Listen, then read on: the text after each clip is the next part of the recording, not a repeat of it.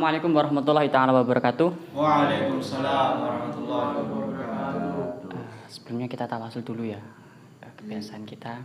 Ila hadratin Mustafa Muhammad sallallahu alaihi wasallam wa ala alihi wa sahbihi wa dzurriyyati wa ali baiti tabi'in wa ashabi karamin ahmadatin wa subhanahu wa ta'ala wa ta'ala tabi'in wa sallallahu alaihi wa rahmatika ya rabbil alamin. La ilaha illallah Fatihah. A'udzu billahi minasyaitonir rajim. Bismillahirrahmanirrahim. Suratul Al-Fatihah untuk Al-Fatihah musannif Al-Kitab. La ilaha illallah Fatihah. A'udzu billahi minasyaitonir rajim.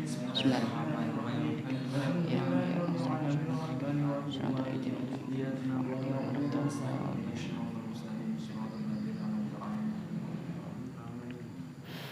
Hamdan syukran lillah salatan wa salaman daimin mutalazimin ila bil Mustafa Muhammad ibn Abdillah wa ala alihi washabihi wa man wala amma ba'du. Alhamdulillah kita bertemu lagi di kesempatan yang lainnya.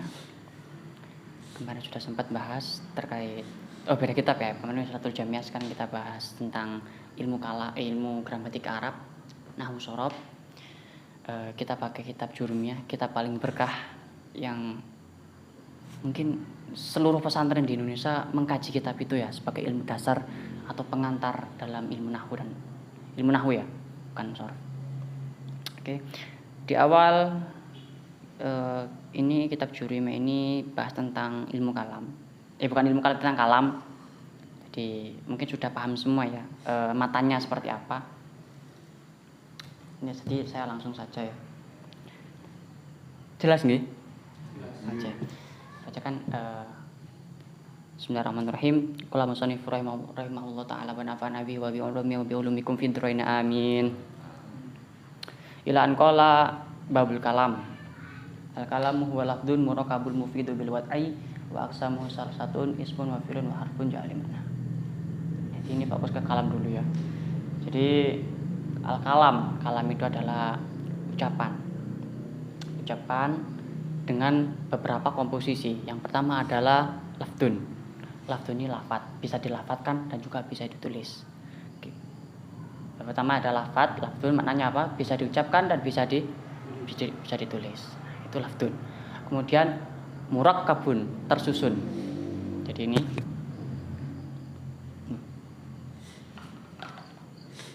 sini ya. Al-kalamu yahtawi al-arba'ati syuruti. Kalam itu terdiri dari 4 syarat. Jadi ketika salah satu syarat tidak termenuhi, maka bukan disebut kalam. Jadi al-kalamu yahtawi al-arba'ati syurut. Jadi harus ada 4 syarat bisa dikatakan itu sebuah kalam. Nah, apa 4 syarat itu? Apa komposisi itu? Yang pertama adalah lafdun. Lafad. Maksudnya lafad itu seperti apa? Yang pertama adalah bisa diucapkan. Yang kedua, bisa ditulis. Ketika ada lafad nggak bisa ditulis, nggak jelas, maka bukan termasuk salah satu syaratnya, yaitu lafad. Yang kedua adalah murakkabun, tersusun. Tersusun dari apa? Tersusun dari beberapa kata, sehingga bisa memenuhi syarat dari kalam murakkabun. Nanti ini saya jelaskan maksudnya. Kemudian mufidun. Setelah lafad, kemudian murakkab, kemudian mufid, memberikan makna. Maksudnya memberikan makna bisa dipahami. Jadi orang yang mendengarkan pembicaraan kita itu bisa dipahami. Jadi nggak perlu ada pertanyaan lagi untuk menegaskan. Jadi itu yang dimaksud dengan mufid.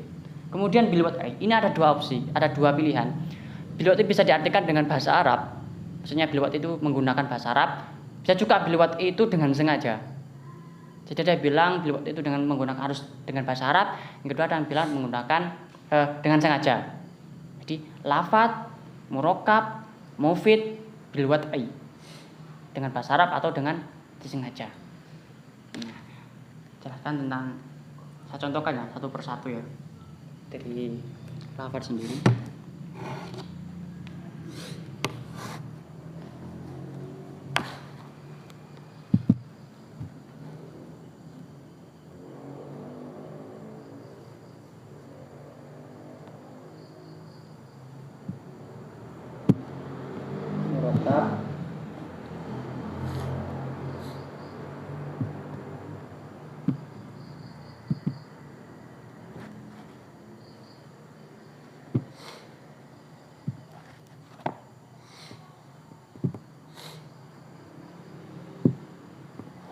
mufid.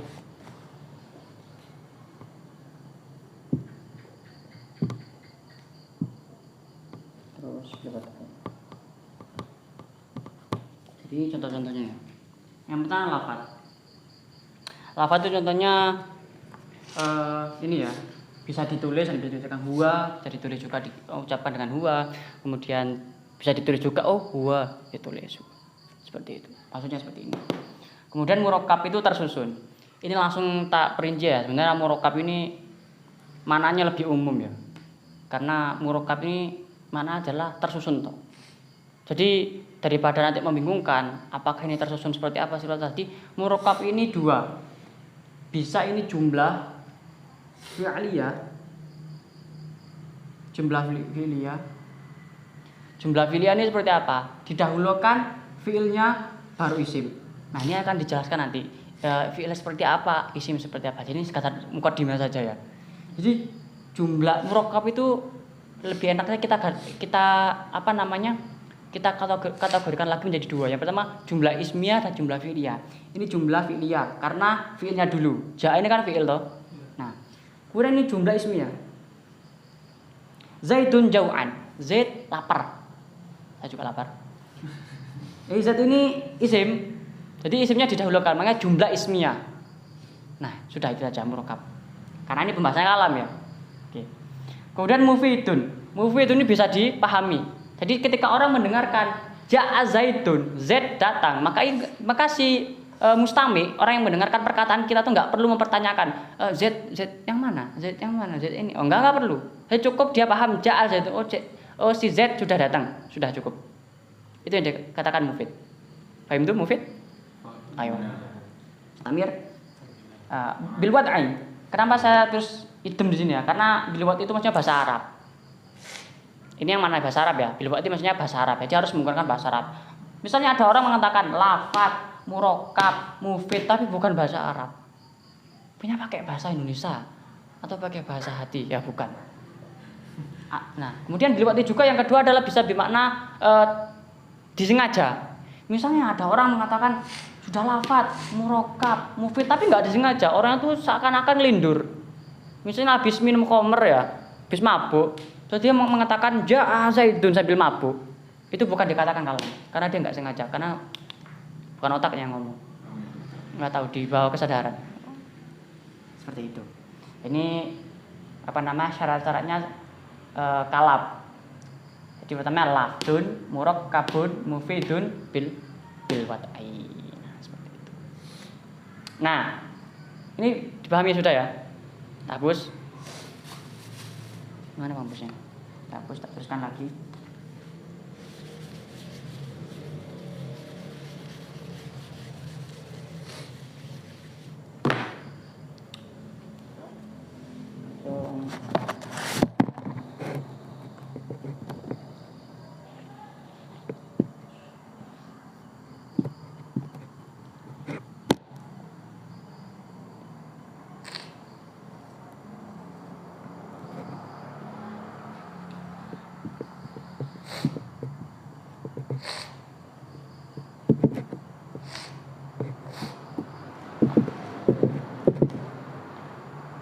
Nah, kita tadi sudah membahas tentang kalam ya.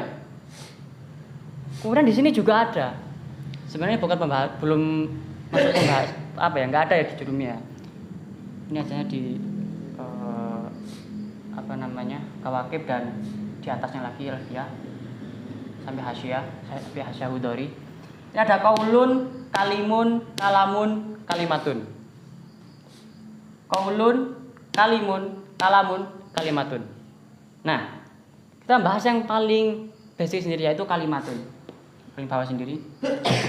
Kalimatun ini jangan diartikan kalimat ya seperti dalam bahasa Indonesia. Kalimatun ini maksudnya kata. Perkosakata itu loh. Aku, dia, dirinya, suka, sama. Nah, itu maksudnya itu kalimatun. Bahasa Arabnya huwa, hiya, habba, yuhibbu. Nah, itu kalimatun. Jadi satu saja. Bukan kalimat yang tersusun seperti bahasa Indonesia ya, jadi jangan sampai salah paham di sini. Kemudian Kalamun seperti yang dibahas kita tadi. 4 syarat itu lafdun murakabun mufidun bil wad'i, harus memberikan faedah. Kemudian ada juga kalim. Nah, ini kata ya.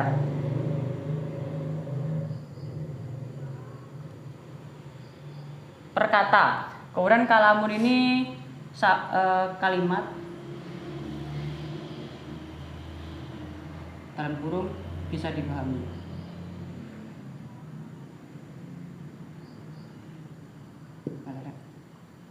Ini kalamun ini intinya kalau kalam itu bisa dipahami ya. Ketika bisa dipahami, bisa disinyalir itu kalam. Kalau dibandingkan dengan kalim. Kalau kalim itu sebaliknya kalam. Bisa dipahami atau tidak bisa dipahami.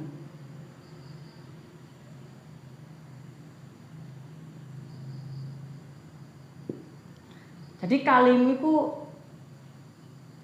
bisa dipahami dan juga bisa tidak dipahami. Maksudnya seperti apa? Jadi gini, kalim itu saya contohkan ya. In jaa. Jika datang itu sudah dianggap sebagai kalim. Padahal ini masih belum mufid. Dia perlu jawab. Jika datang, otomatis orang akan mempertanyakan lagi loh, siapa yang datang gitu. Nah, itu belum mufid. Jadi bukan termasuk kalam, tapi dinamakan kalim. Kalau misalnya masukkan ke kalam, ada jawab. In jaa. Misalnya Zaidun. Jaa amrun. Oh, jaa amir aja. Jika Zaid datang, maka pemimpin itu datang. Ini perbedaannya. Jadi kalau kalam bisa dikatakan kalim, kalim bisa dikatakan kalam. Kebalik ya. Kalam bisa dikatakan kalim kalau kalim belum tentu kalam. Bingung ya? Bingung tak? Bingung apa enggak? Hah? Iya. Kalau kalam itu pasti kalim. Tapi kalau kalim belum tentu kalam. Karena apa? Karena kalam itu harus mufid. Sedangkan kalim bisa mufid, bisa enggak. Contohnya seperti ini.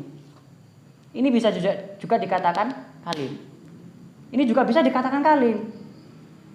Karena apa tadi yang kalim? Bisa mufid, bisa tidak. Seperti itu. Jadi ada kalam, ada kalim, ada kalimat. Seperti itu. Kemudian yang terakhir ada qaulun.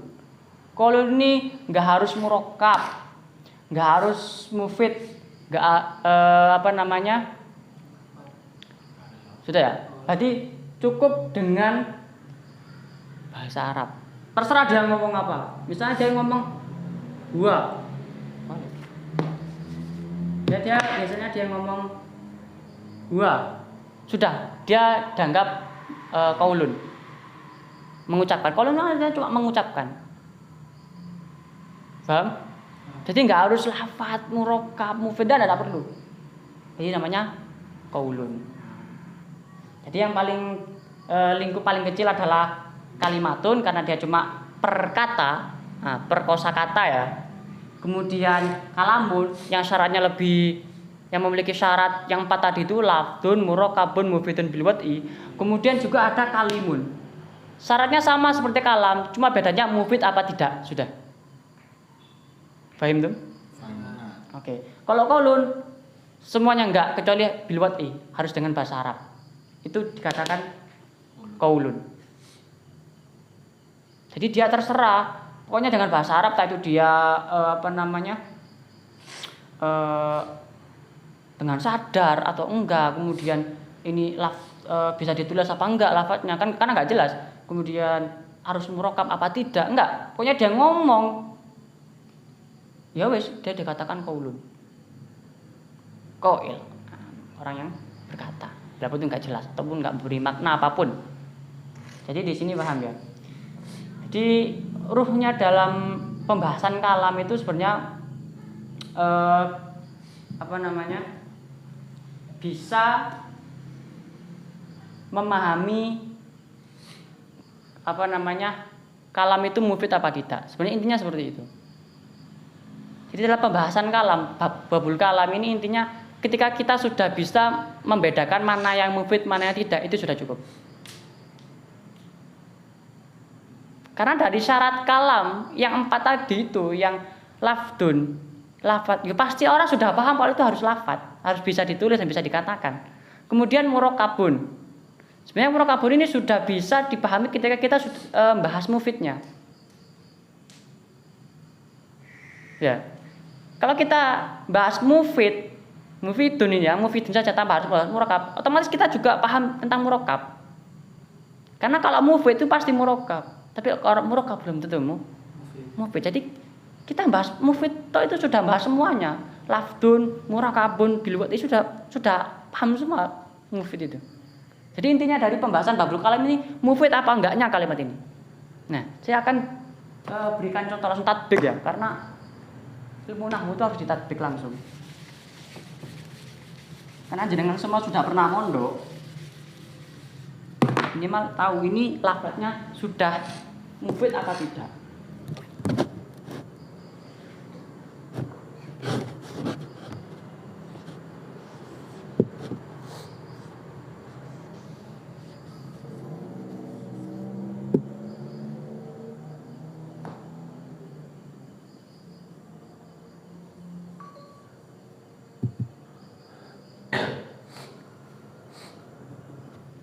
Moga bisa dibaca. Mungkin bisa dibaca ini.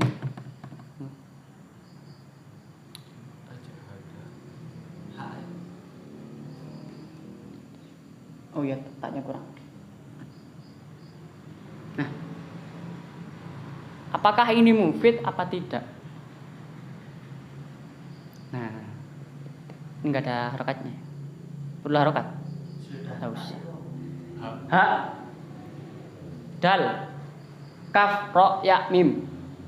Apa bacanya? Ayo, pakai dzok, pakai perasaannya. Kita harus pakai perasaan ya. Pakai dzok. Ini apa minimal. Ayo.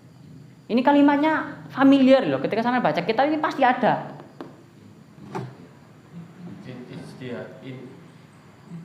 In ijtahada karimun.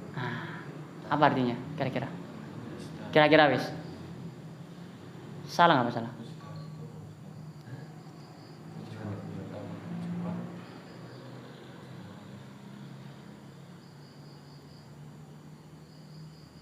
Dor. Karimun. Enggak ya? Enggak mufid. Coba artikan apa? Kalau emang enggak mufid. Jika kamu berjuang, maka kamu mulia. Jika orang mulia itu berjuang, sudah berhenti di situ. Berarti mufid apa tidak? Tidak. Misalnya Sahri ngomong ke Atok, jika orang mulia itu berjuang, bersungguh-sungguh. Terus Atok bingung. Lah terus apa lek bersungguh-sungguh berjuang? Maksudnya apa? Akhirnya Atok bertanya kepada Sahri, maksudnya seperti apa? Nah, akhirnya Sahri menjawab.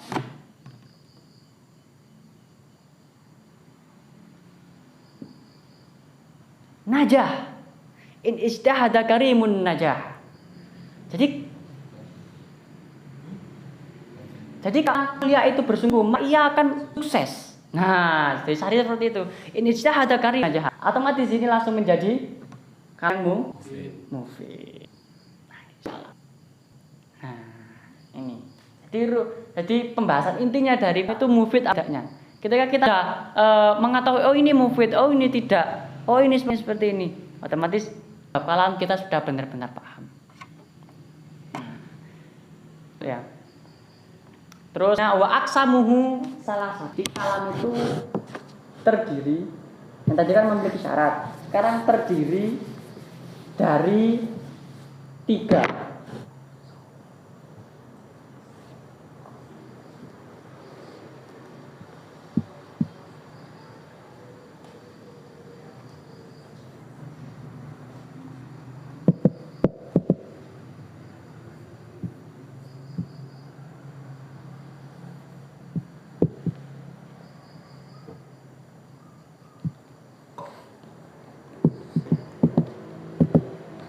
Yang pertama, al-kalamu yang qasimila salah satu ini. Kalam itu dibagi menjadi 3. Ada 3 unsur yang membentuk itu menjadi sebuah kalam. Yang pertama adalah ismun, kata benda. Yang kedua adalah fi'lun, kata fi'lun kerja. Yang ketiga adalah harfun, huruf atau kalimat penghubung. Ini ya.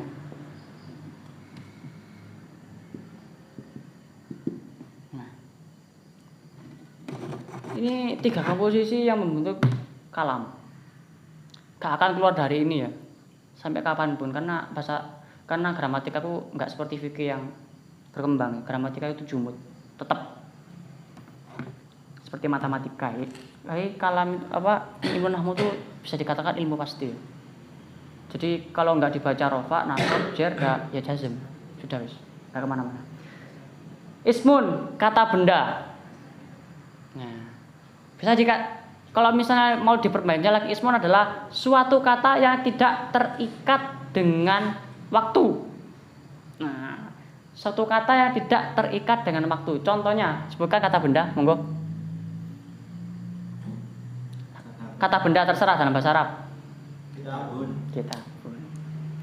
Enggak, selain kitabun apa? Yang Makadun. Makadun, terus. Ya, terus. Yan. Kursiun. Hah? Nah, ya, banyak. Pokoknya nggak terikat dengan apa yang namanya waktu. Entah itu waktu lampau, waktu yang sekarang, atau waktu yang akan datang. Nah, itu ismun. Kemudian fi'lun. Ini kebalikan dari isim. Kita perlu waktu. Perlu kapan itu terjadi. Entah itu sekarang, hal, akan datang. Saya contohkan. Tadi isim apa saja? Kitabun. Dan sebagainya. Fi'lun cuma ditasrif aja.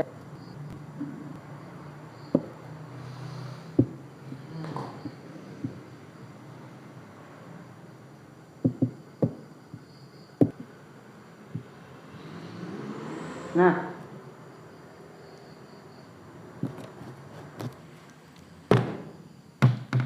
ini sambil dikit-dikit baca sorof ya. Fi'lun, kata kerja. Apa bacanya? Doroba artinya memukul, bisa mendirikan, bisa memberikan contoh, banyak doroba itu. Tergantung nanti dia muta'alliq dengan apa. Doroba, kita artikan memukul saja, yang ngomong. Doroba memukul. Ini namanya fi'il madi. Langsung aja ya madi gitu ya. Pakai dot ya? Iya. Jangan pakai zal ya. Madin. Fi'lun madin. Fi'il bermakna apa? Lampau atau yang sudah kita kerjakan. Contohnya dorobtu syahriyah. Nah, aku telah memukul Syahri. Jadi waktunya sudah lampau. Jadi sudah dikerjakan. Doroba Iqbalu as-Sudais. Misalnya seperti itu. Nah, itu. Jadi sudah dikerjakan, sudah benar-benar dikerjakan. Nah, paham ya di sini ya doroba ya. Nah, kemudian yadribu, doroba yadribu. Ini fi'il madhi, ini fi'il mudhari. Ini fi'il mudhari ini zamannya apa? Waktunya apa? Bisa 2. Yang pertama bisa hal, sekarang, atau yang akan datang, mustaqbal. Cuma waktunya enggak lama. Misalnya jarak beberapa 1 hari 2 hari itu namanya mustaqbal. Kalau yang ini tanda-tandanya akan di pembahasan yang akan datang.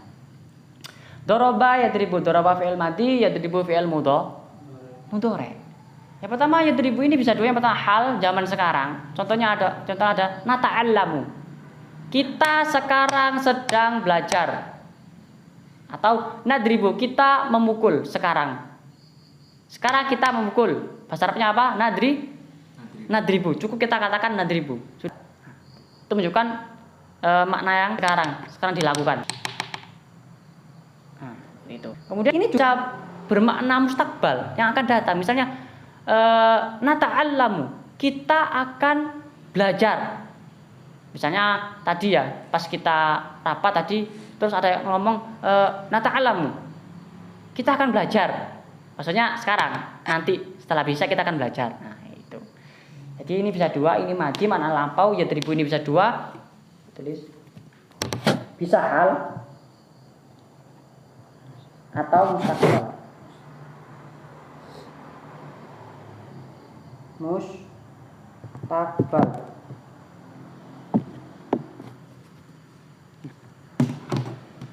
Bisa mustakbal, artinya sekarang, artinya akan datang.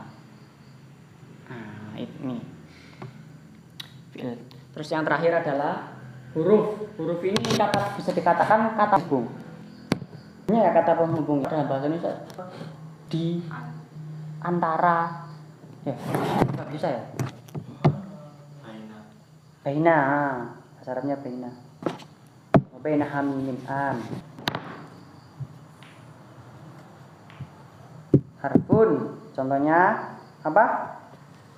Huruf yang fi.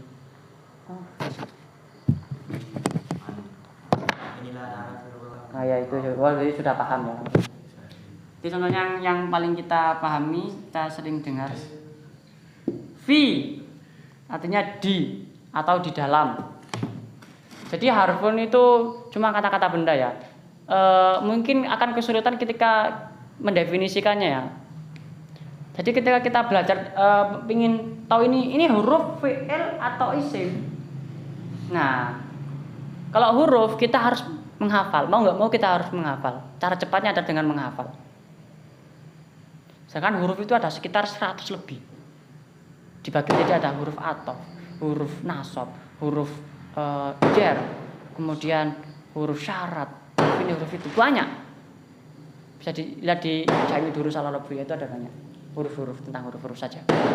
Nah, sedangkan isim dan fi'il itu ada tanda-tandanya. Nanti yang akan kita bahas di yang akan datang pertemuan yang akan datang tentang ciri-ciri dari isim dan fi'il. Mungkin dari sini cukup dari semini. Intinya dari pembahasan awal sampai tadi sudah bahwasanya babul kalam itu yang penting kita sudah paham itu kalimat kalamnya itu perkataannya itu mufid apa tidak. Kemudian adalah tahu tentang komposisi dari kalam itu yang terdiri dari 3. Pertama adalah isim, fi'il dan huruf. Mungkin sekian dari Al-Fakir, kurang lebihnya Al-Fakir mohon maaf apabila ada salah. Wallahu muwaffiq ila aqwamit thoriq. Wassalamualaikum warahmatullahi wabarakatuh. Waalaikumsalam.